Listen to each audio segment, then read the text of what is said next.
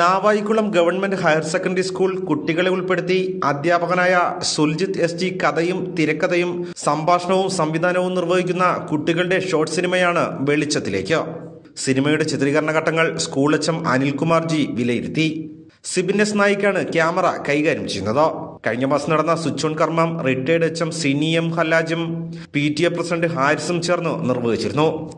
അധ്യാപകരും കുട്ടികളും അഭിനേതാക്കളാകുന്ന ഷോർട്ട് സിനിമയുടെ ചിത്രീകരണം വിവിധ സ്ഥലങ്ങളിലായി പുരോഗമിക്കുകയാണ്.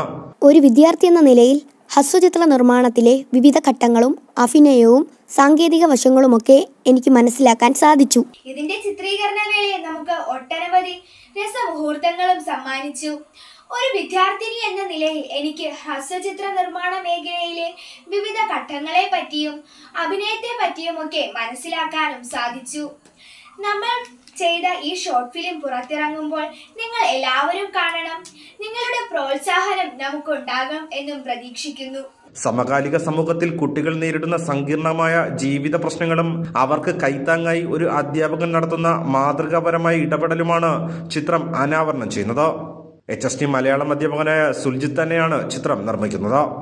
ഭരത് ഭൂഷൺ, കല്ലമ്പലം.